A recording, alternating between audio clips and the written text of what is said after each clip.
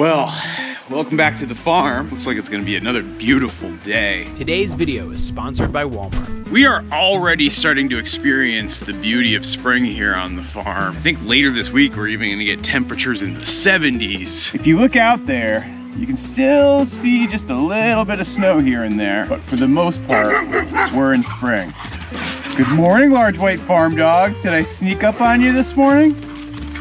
You guys have been out running today. What's up? Yeah, usually when I catch the dogs first thing in the morning, they're kind of chill. They're just waking up from a nap. But today, I don't know what's up with them. Come here. What's up there, girl? Hey, let's go inside. Come on. Yeah, I don't know what's going on. Looks like we already have a bunch of ducks out. What the heck happened here? What is going on, Abby? Did something happen? What's going on? Why are my ducks out? Why are the dogs all keyed up? What is going on here? Oh, I figured out why I have all these ducks out. So, as you guys can see, the spring thaw has started. This little river's here, and I had to vent the back of the hoop coop because I was finding actually the temperatures were reaching nearly 100 degrees there yesterday, and so I vented it a little bit. But now the ducks have used that as their opportunity to sneak out. Meanwhile, we have this entire pond raging here. You can see it's getting kind of deep. Don't jump on me, please. You are a muddy, muddy girl. Yes, the pond is officially full right now, which I guess is the good news. I think the bad news is most of the pasture snow is already melted, and usually at this time of year, we should still have another foot of melting. Like as I come out to the pasture right now, you know, compared to years past, the area I'm standing in right now would ordinarily be completely underwater. Right now, it's barely underwater. Wouldn't you say so, Abby dog? That's not good.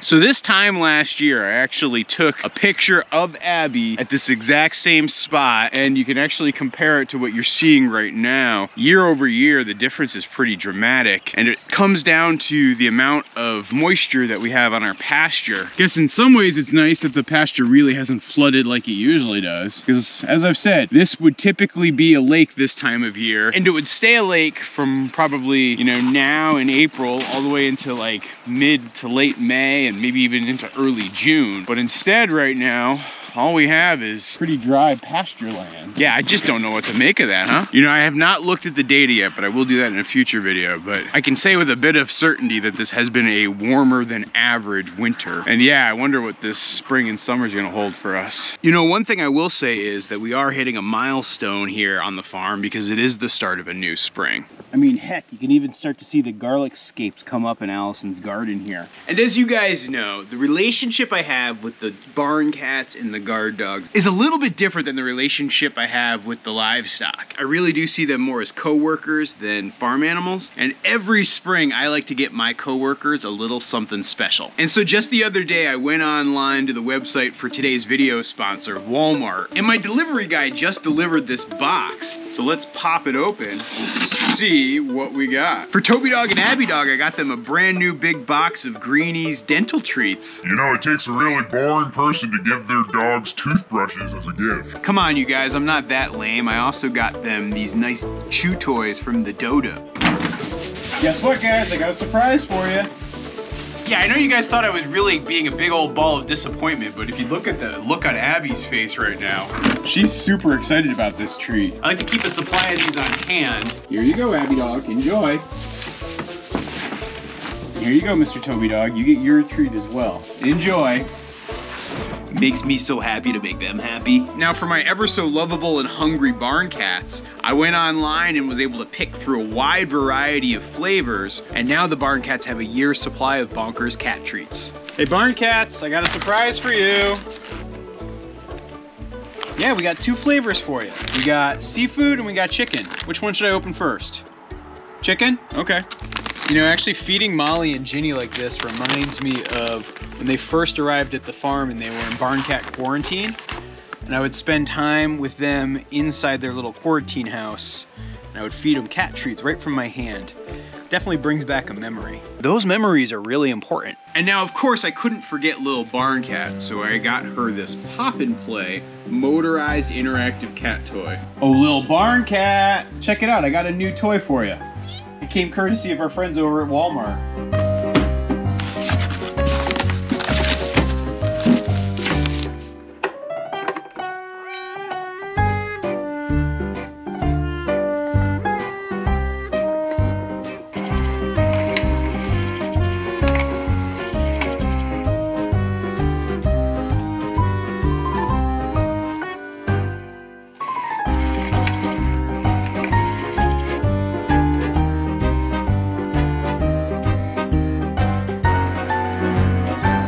So thank you to Walmart for sponsoring today's video. And if you guys haven't ever heard of Walmart, you can find them at walmart.com, or sometimes they have like stores in your community. Depends on where you live, I guess. But yeah, go check out Walmart.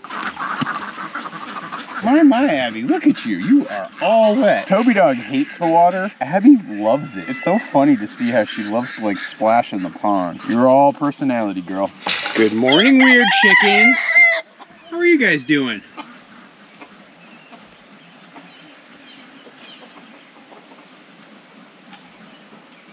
And that has been your weird chicken moment of zen.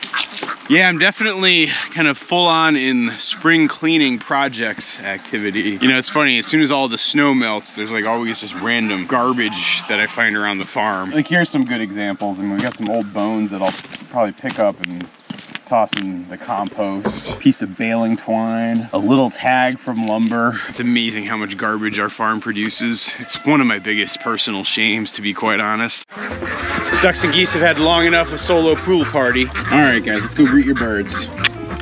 Morning, birds! How's everybody doing this morning? So quiet in here with all the ducks outside right now. I think it's a hard toss-up between who's louder, ducks or geese. I think at their most extreme, the geese are the loudest. Let back in the quacking! Something like that. But just in terms of an overall morning rumble, I think there's nothing that compares to the ducks. Yeah, what do you think, Tobes? All right, be free, geese. I don't know if you can tell by looking at my geese, but mating season for geese actually really takes its toll. I mean, you can see this gal here, she looks a little pecked up. This gal here, her neck is all bitten up. That's from the ganders breeding with her. It happens, it's part of the deal. This girl has it plucked out in the back too. This girl a little bit. Our ducks are looking pretty good. That's because we only have 2 drakes for our entire flock, and so our ratio of drakes is a little bit low. And then also the duck mating season hasn't gone into full swing. But like if you look at Ron Swanson, right, see how the back of her neck is white? That's from the feathers regrowing because she always got bred a lot last spring and summer. All right, guys, let me get you some food.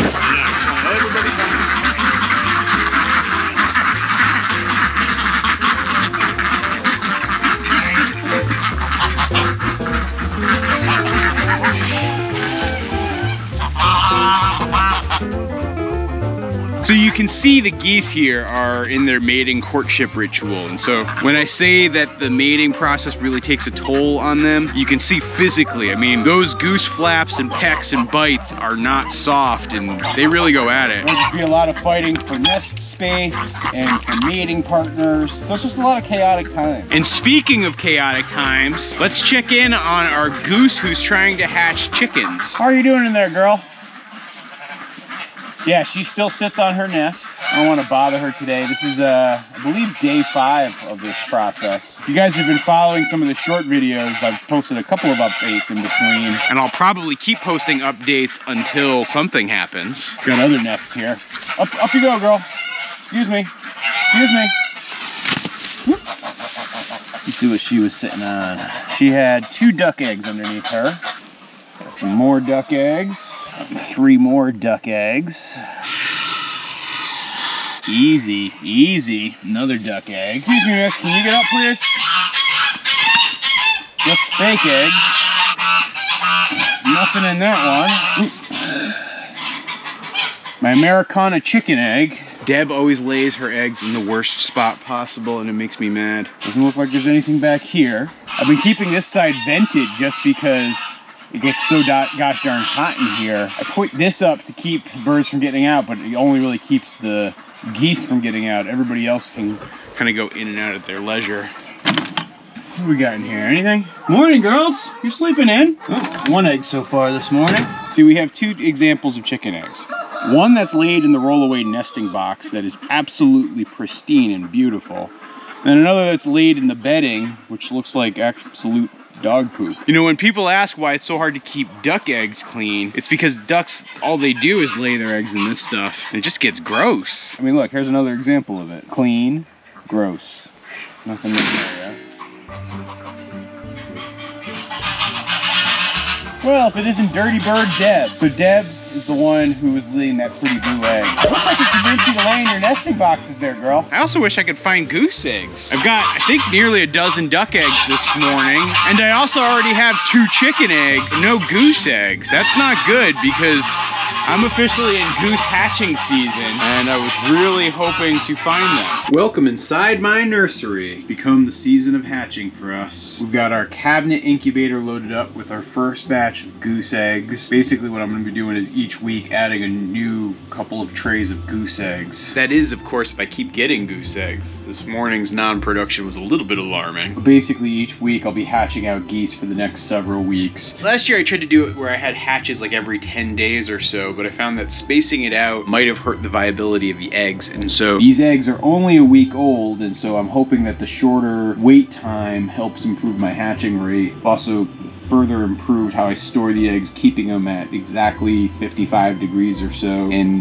like ready to be hatched. So I don't know if this is gonna work, but yes, I have loaded up the incubator and we're starting our hatching season. Once I get through the rounds of geese, we'll move on to chickens. I probably don't expect to hatch a lot of ducks this year because I hatched a ton of ducks last year, and usually what I do is like have an on year and then an off year, and so I'll probably get a couple of ducks that naturally hatch, which is like what's happened in the last few years here on the farm, but then after that it will be pretty much focused on hatching geese and chickens. And so with that, let's go back to the morning chores. Getting a drink of water? Yeah. Testing out a smaller water trough, because as these guys move out to pasture, they're gonna need something a little bit more mobile. How's it going, Joey Ramone? Doing good this morning, pal? Hi. Good to see you. You want me to do a little brushing on you? You know what I got. Is that a no? Felt good, didn't it? There we go. Yeah, good boy. See? You like that.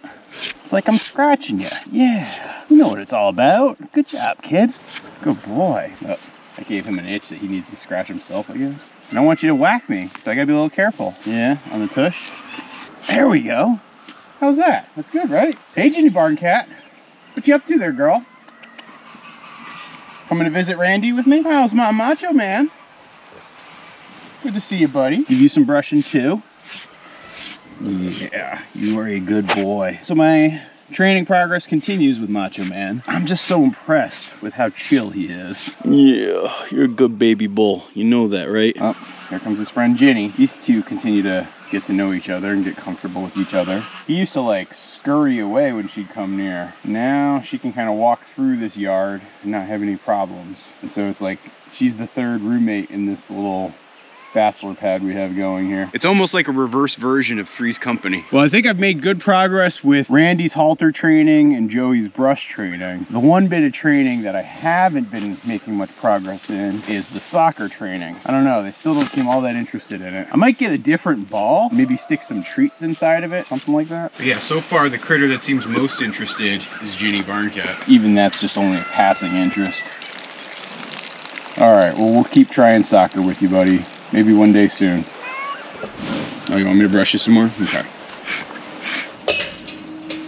Toby, what are you doing? Stop eating the cow poop. Come on, man. Now, given how warm it has become and how we definitely feel like we're in the flush of spring, I know folks are gonna be asking how soon before I turn my cattle out. And the answer is it's still gonna be a couple of weeks. Like the snow just barely receded from here. And so I wanna give the ground a little bit more time to dry out, as well as let the grass start to bounce back and grow. At this point, none of this grass is growing right now. So I don't think the pasture's quite ready. But it'll be incredible to see what happens in a couple of weeks. Good morning, girls. How's it going, Audrey? How's my boss cow? Good? All right. You a little disappointed I don't have any treats? And if it isn't my favorite cow, how's Ariel? I left the brush back by the boys, but I'll give you some petting. How about that? You like that? Aw. You're a good girl, sweetie. The last 2 days or so, she's been in heat. And both Joey and Randy were going crazy. You know, she was mounting some of the girls here and some of the girls were mounting her. But yeah, I would not want to breed her now because you think about it, right? A cow will give birth 9 months from now. And so here we are in April. And so we'd basically have calves in January, late January, which is a miserable time to have here in Vermont. Hi, Belinda Carlisle. Can't believe it. You're more than a year old now. And would you look how big she is? I mean, she's a big girl. You're gonna be a big girl. Her mom is actually right there, Anna Green Gables, and I'm pretty sure Belinda's gonna be a lot bigger than she is, based on how quickly she's grown. She's nice and healthy looking. Yeah, she's gonna be a good cow someday here on our farm. Oh, hi Amanda Hug and Kiss. How are you doing? You made a mess there, girl. I have to get you cleaned up somehow. Amanda's getting more familiar with me. When she first got to this farm about, I don't know, 5 months ago or so, like the idea of me getting even this close to her would have been ridiculous, but yeah, she's kind of chill, a little curious. Still a little bit apprehensive about me, but not too bad. Gosh, I feel like this is like a Scottish Highland portrait right here. Scottish Highland cow, rocks, old barn. The other night, my wife and I were actually planning our vacation that we're gonna do later this year. And we're gonna be going to the Highlands of Scotland and Scotland in general. So I'm looking forward to it. Folks have any suggestions of things I should do or see?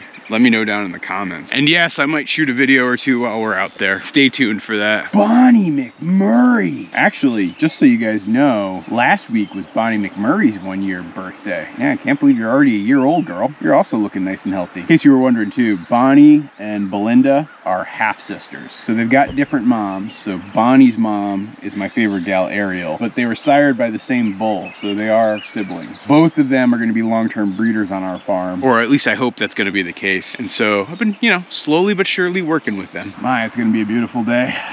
And the barn build continues to burn on, getting pretty great. See, we're starting to get flooring upstairs and starting to get it set. More work's happening upstairs, as you can tell. So here's on that upper level. In case you're wondering, there is like a little step up over where the tractor's gonna be. It's like a elevated room a little bit. The reasoning for that is just that I wanted to make sure we had enough height for larger tractors. And so this is taller and that height required more height, and it didn't feel like it made sense to raise everything up. So we just have this like one little elevated room. Which I should probably do something really cool and special in, so stay tuned. Justin, the guy who's building this beautiful barn with his crew, he actually told me that later this week they're going to be bringing the crane back to finish off the roof peak as well as put the roofing in place. Once that happens, this will very much feel like a building. The guys have been doing the siding on the south side right now, so that's what's going on right here. They'll probably finish that portion up later today. Speaking of,